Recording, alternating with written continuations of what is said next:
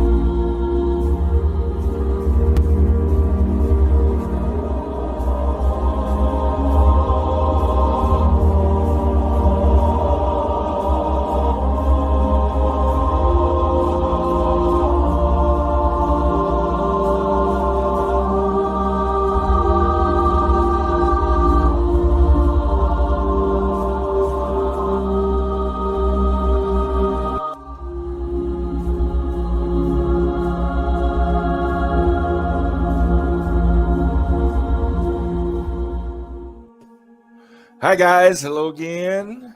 I'm Tom. Welcome to Strange Journeys.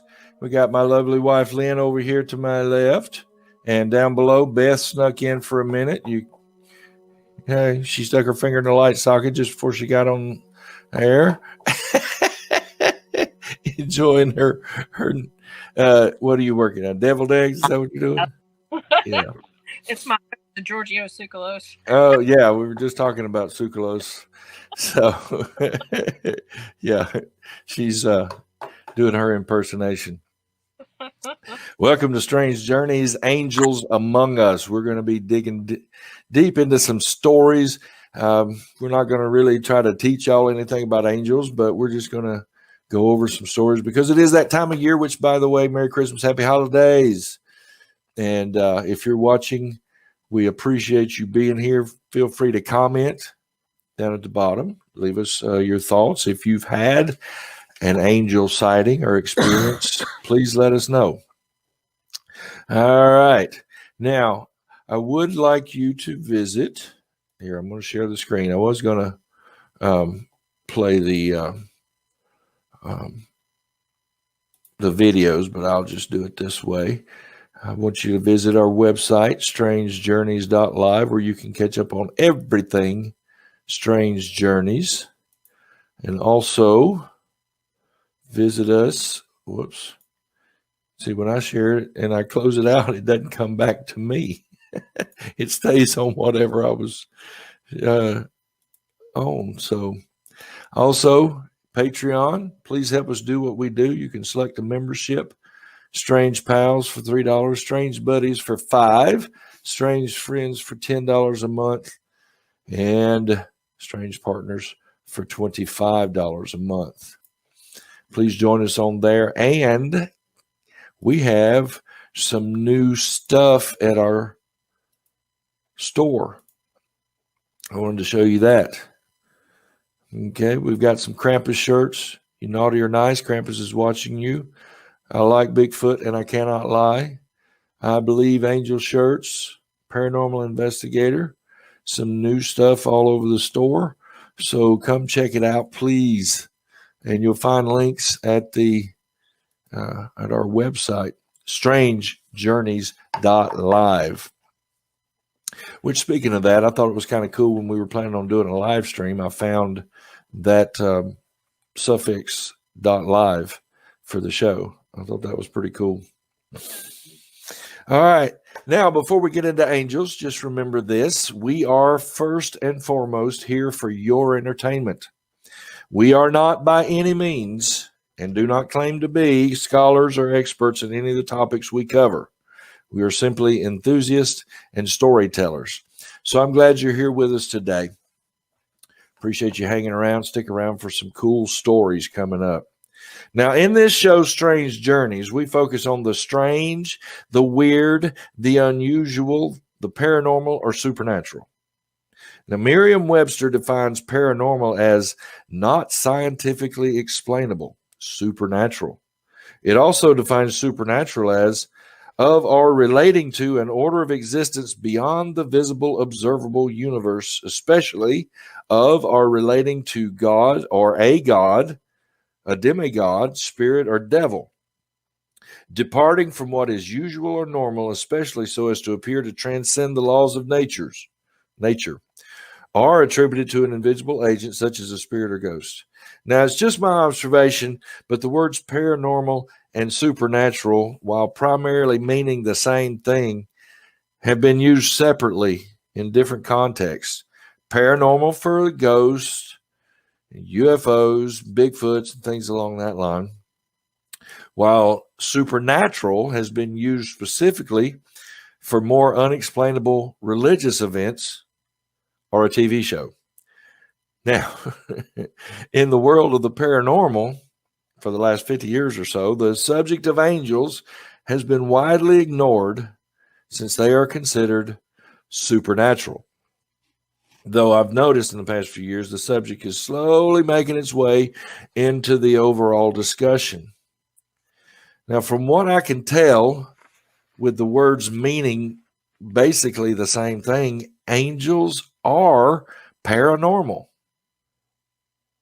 And they're also supernatural, which says they're beyond our understanding. I mean, they're apart from what is normal for us. But they are intriguing. Now, most shows about the paranormal have purposely stayed away from the religious, since most people in the religious realm have wanted nothing to do with the paranormal, seeing it all as evil or of the devil. I mean, I've had people actually tell me that those aren't ghosts, they're demons, and you better be careful and plead the blood of Jesus and pray the protection of your angels around you. You know, you shouldn't be out hunting ghosts. People have actually said that. So, but that's okay. Everybody has their own belief system, and we're not here to circumvent or try to persuade you in any different belief system. Now, however, some ghost hunters and paranormal researchers have started to merge the two. You're starting to see some ghost hunting shows where they bring in a priest or a minister and start to work together. Now, I personally see no difference and no separation. Angels, while being primarily religious in their origins, are supernatural and should be studied alongside all things considered paranormal. And since we have entered into this holiday season, angels are all around us, metaphorically, and as we're about to see, maybe literally. We're going to go to probably the most famous angel sighting of all time. And Lynn's going to read that for us. The Christmas story, Luke chapter 2, verses 1 through 20. The birth of Jesus. In those days, Caesar Augustus issued a decree.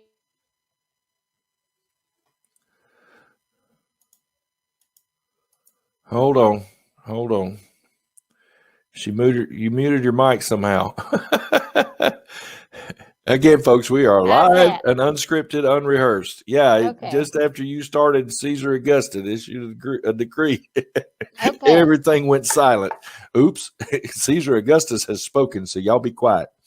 Okay. Just as he issued the decree that census should be taken of the entire Roman world, this was the first census that took place while Quirinius was the governor of Syria. And everyone went to his own town to register. So Joseph also went up from Nazareth to Galilee, to Judea,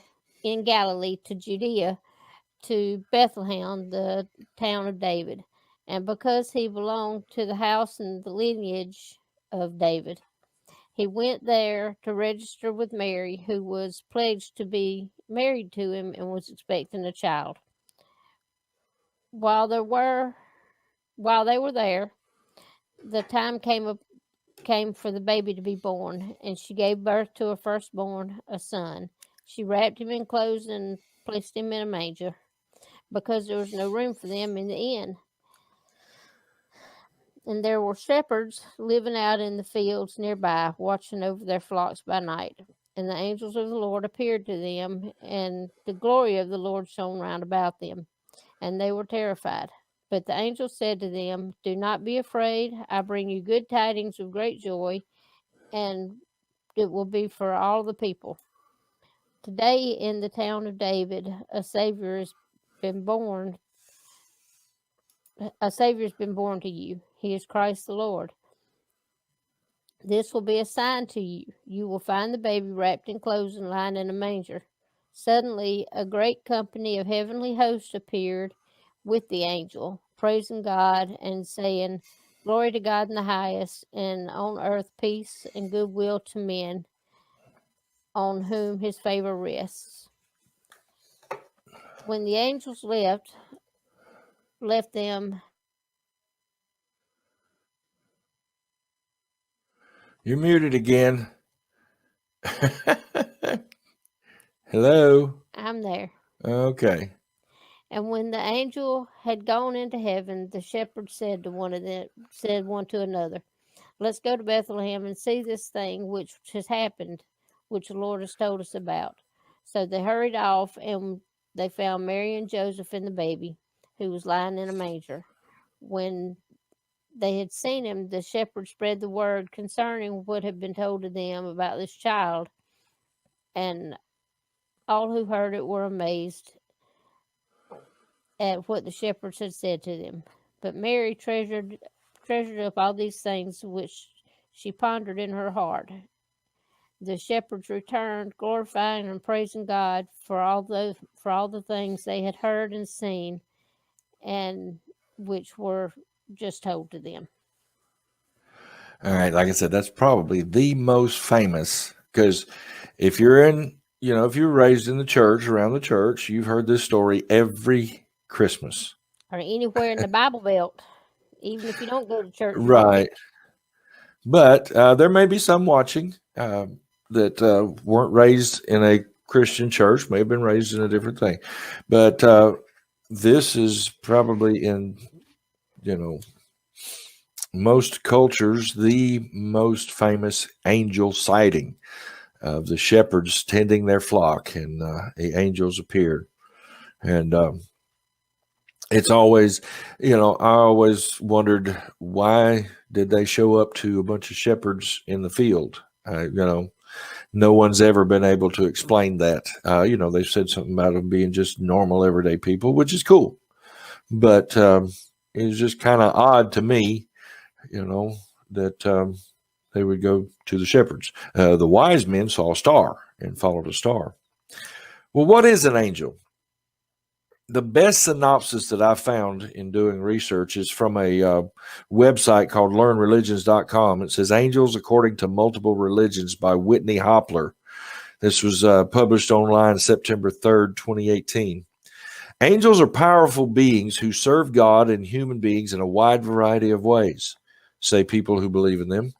The English word angel is derived from the Greek word angelos, which means messenger. The faithful from the world's major religions believe that angels are messengers from God who carry out tasks that God assigns them to perform on earth.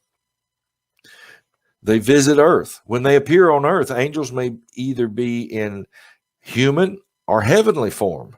So angels may visit in disguise looking just like human beings, or angels may appear as they've been popularly depicted in art, as creatures with human faces and powerful wings, and often shining with light from within. Well, that brings up a thing. We are accustomed to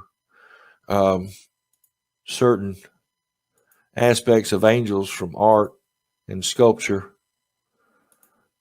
Whoops, that one's not a good one. But this is what we're used to. And, the point being there as they visit Earth is that sometimes they'll take on these forms that we're familiar with. So I guess they're saying they show up this way. That way we know who they are when they come. Right. So they show up the way they've been popularly depicted. I guess so we know. But they're also made the angels worship God. In religions such as Judaism, Christianity, and Islam, say that an important part of an angel's work is worshiping the God who created him, such as by praising him in heaven.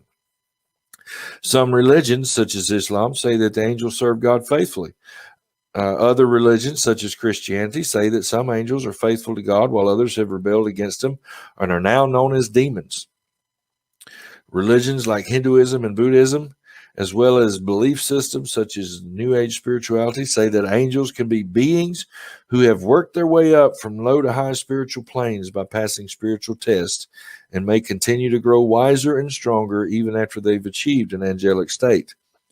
We see that carried out over in a bunch of movies, that people die and then they have to earn their angel wings. It's like they have to be promoted through levels. I don't know. But they also deliver messages. Just as their name implies, angels may deliver God's messages to humans, such as by comforting, encouraging, or warning people according to what's best in each situation into which God sends them. And also one that we're all familiar with is guarding people. Angels may work hard to guard the people they're assigned to from danger. Stories about angels rescuing people facing perilous situations are popular in our culture, and we have some of those stories today. Some people from religious traditions like Catholicism, believe that everyone has a guardian angel divinely assigned to them for their entire earthly lifetime. They're also thought to record deeds. Some people believe that angels record the activities people choose to do. Some New Age Jewish and Christian believers say that an angel named Metatron, does that sound familiar? Metatron records everything. If you're a fan of the show Supernatural, you know what I'm talking about. Records everything that happens in the universe with help from angels of the powers. Islam says that God has created angels called Cherubim Katibin who specialize in recording deeds, and that God assigns two of those angels to each person, with one recording the person's good deeds and another recording the person's evil deeds. In Sikhism, angels named Qatar and Gupta record the decisions of all people, with Qatar recording deeds that other humans see, and Gupta recording deeds that are hidden from other people but known to God. And like I said, that was written by Whitney Hopler on the website learnreligions.com, the article Angels According to Multiple Religions. So what do they look like? What do angels look like? The pictures I show? Lynn's going to read a couple of the descriptions for you. A cherubim, or a cherub. The cherubim, later shortened to cherub, is the lowest rank among the four. The Bible describes these as being animal-human hybrids tasked to guarding the Garden of Egypt, guarding the Garden of Eden against humankind. In the book of Ezekiel, the prophet's vision depicts them as having four faces, that of a lion, an ox, an eagle, and a human. And they have straight legs, 4 wings, and bull hooves for feet that gleam like polished brass. One set of wings covers their body, and the other is used for flight. This description is far from how we imagine other cherubs now.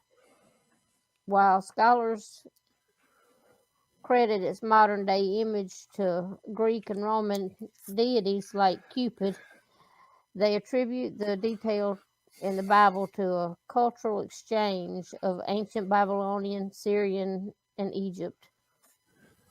The cherub's function of guardian sacrifices. The cherub's function of guarding sacred places and their mixed appearances similar to that of the Babylonians, Lamassu, Egyptian Sphinx, and Hidi Griffin. All right, I've got a picture of what. Whoops, what is that? Oh, okay. This was a picture I found they're depicting what was just described. Now, I don't know if you can see it too clear. I wish it'd come out bigger than that, but you can see they got the different faces, the two wings going down. And that's supposedly, from where they're depicting in that picture, the two angels on top of the Ark of the Covenant. And next is the Malachim. Hey, Christine gets to join us. Hey, Christine. Hey. Hey. All right. We're talking about descriptions of angels, Christine. We just went over the cherubim right there with the four faces and the wings. Lynn's about to go into the Malachim. The term angel comes from the Greek word angelos, which originates from the Hebrew word for messenger. Malach, the Malachim, are messengers of God who are closest looking to humans, the third in rank among the four. In the Old Testament, they look like they act on God's behalf, as did the angel of death in the Passover story, or Michael the archangel who protects heaven. In the New Testament, they often come as messengers, like Gabriel, who told Mary of her immaculate conception. These angels are often the ones people think of when they're asked to imagine one. However, like the Malachim looked like human beings, there was no mention of them having wings in the Bible. The earliest known Christians imagine the angel from the mid-century was without wings. It wasn't until the late 4th century that artists began reimagining angels with the possession of wings. According to some of these researchers, all that was done to present their sublime nature, despite artists knowing that Scripture did not describe them as having wings. Yeah, I mean, some descriptions have it, and that's why I was bringing this one up, because that's the Christmas story we just talked about, Gloria in Excelsis Deo, where the angels were bringing the tidings to the shepherds. Which that reminds me of a funny story. Several years ago, I was doing music for a Christmas celebration up in Maine, Portland, Maine, I believe it was. And I was doing that song, Gloria in Excelsis Deo. And, it goes through the Gloria in Excelsis Deo. So I went out of that right into Deo, me say Deo. Daylight come and me want to go home. And nobody said anything. I left the building soon thereafter. They didn't appreciate my sense of humor. I was having fun. It was Christmas, and they didn't want a little calypso music with their calypso Christmas. I thought it went together, but anyway, it actually worked. But I haven't done it since. So next, she's going to give us the description of the Seraphim. This is one that actually brings in the wings in the description. According to the prophet Isaiah, the Seraphim is an angelic being that surrounds the throne of God, singing, "Holy, holy, holy." In in unison to God's approach. The prophet describes them as having 6 wings, 2 of which are for flying, while they use the rest to cover their heads and their feet. Seraphims are the second highest ranking according to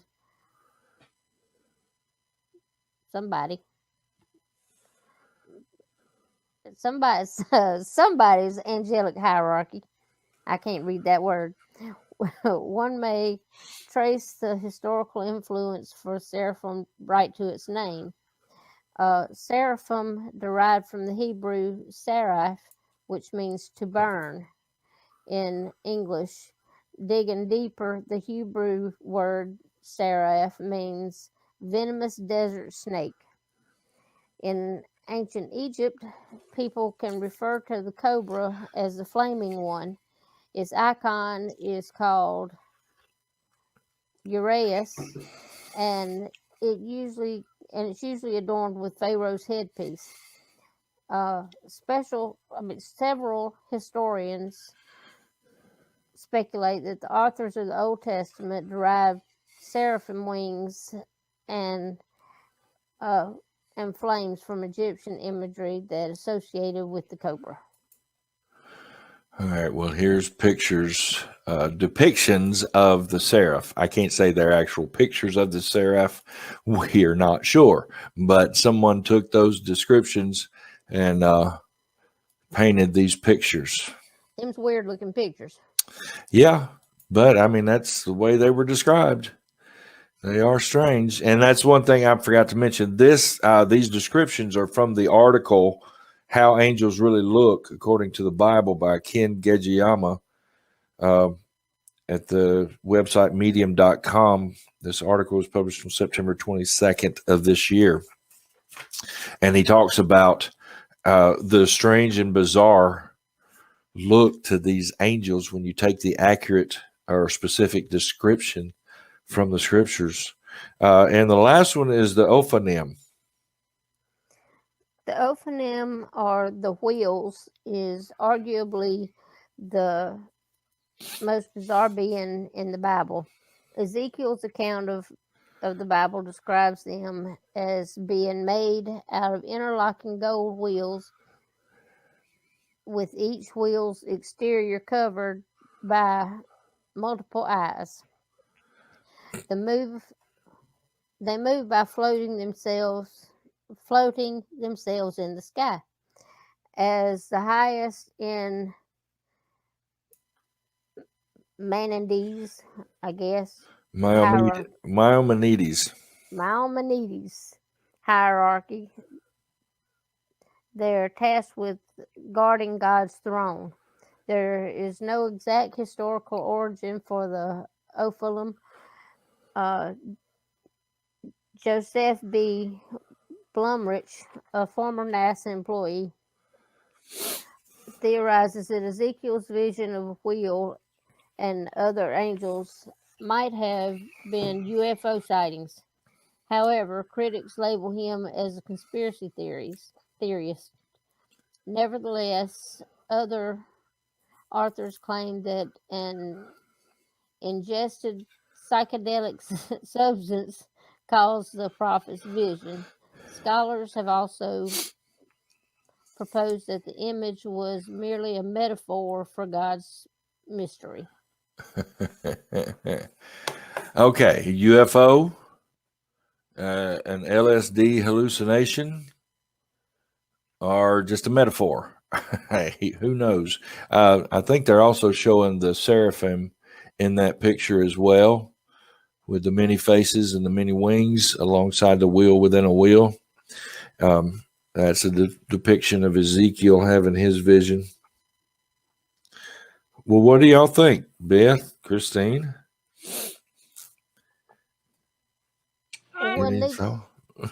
Everybody talk at once, okay? Oh. When we're reading the descriptions in the Bible, you got to remember that they are going by what they know. Just like when Paul describes the things happen in Revelations. He's talking, but he says these big bugs coming in looking like and explosions in the sky. What he's describing is helicopters and bombs. But because he wouldn't know those then, they have to describe it the way according to what they know. So what they're saying and what actually it looked like may not be the same thing. Well, yeah. And that's one thing we were talking before we went on the air about the ancient alien theories and shows. You know, these people have described things that they saw throughout history, and we are all these years later trying to interpret what did they mean by that.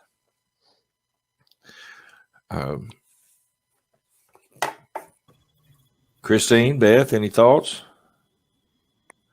I personally believe in angels and all kinds of stuff like that, just from stories that I've heard and personal experience.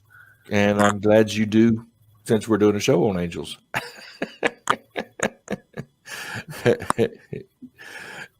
Okay. Now, one of the first stories we've got, one of the ETs brought this to it. It's called the Shepton Miracle. This was in the on the website skepticalinquirer.org. The Trapped Miners' Holy Visions, Investigating the Shepton Miracle. Now, you can go there and you can read the entire article if you like. And it is in depth, but I'm just going to give you a quick synopsis here. On August 27th, 1963, 2 Pennsylvania coal miners were rescued after 2 weeks of being trapped underground. The pair would soon relate how, confined in the pitch black, they had witnessed humanoid figures bathed in a strange light and saw a door that opened onto marble steps leading to a great celestial city with angels playing harps. Pope John the 23rd, who had died just 10 weeks before, smiled down upon the two. Now, here they are trapped in a caved-in mine, and they both see the same thing. You know, I mean, you could say, you know, maybe there was some methane gas or something in the mine that they were breathing and, you know, had hallucinations. But what's unique is they both saw the same thing. You know, that's one thing we went over. I think it was in our abduction story, where the guys were abducted, but the guy, well, it was 3 different guys abducted in our show Abductions, and they all had the same story. So, all right, now I've got a treat for you. This is called a real angel sighting. What do you think?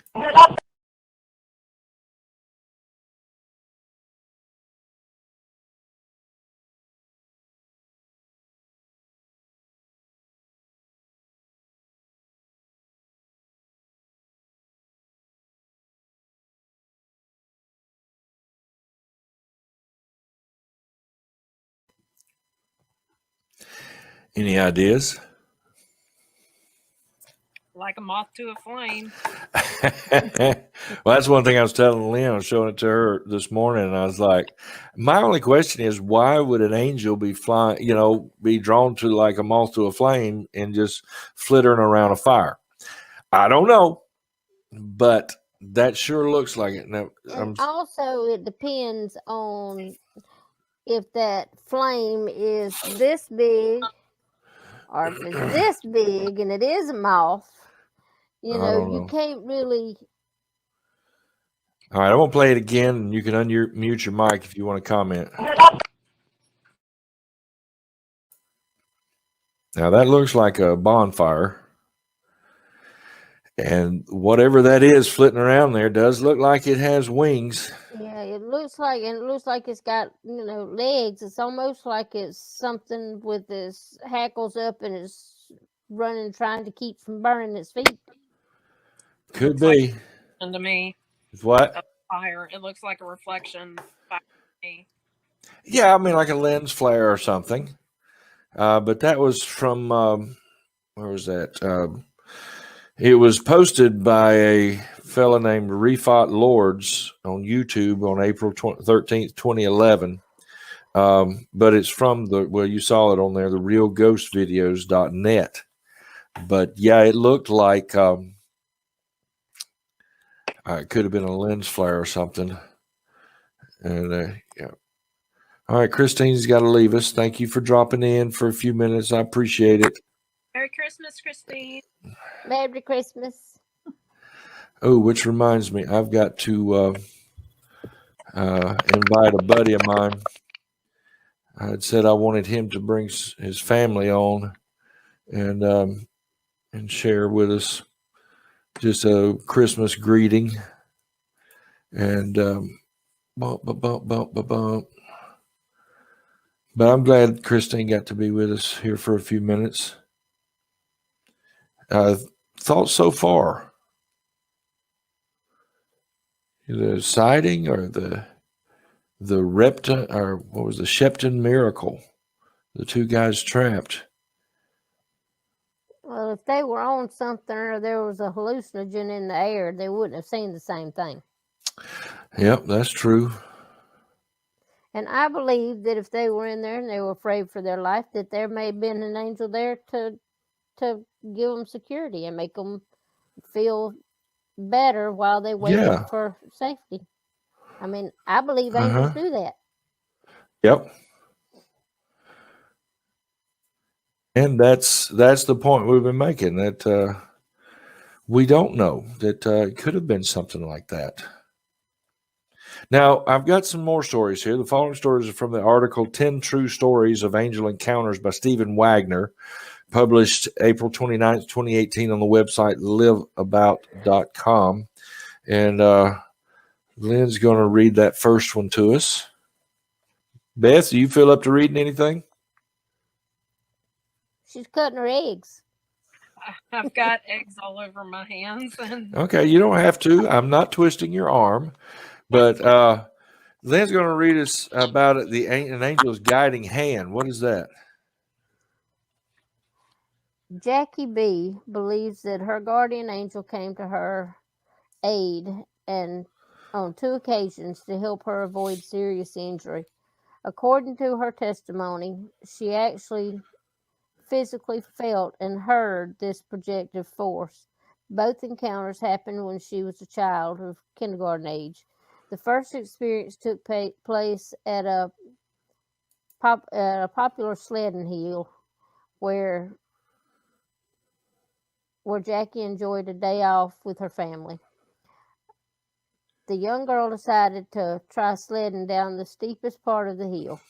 She closed her eyes and started down. I apparently hit something going down because I was spinning out of control. I was headed for a metal guardrail. I didn't know what to do, says Jackie.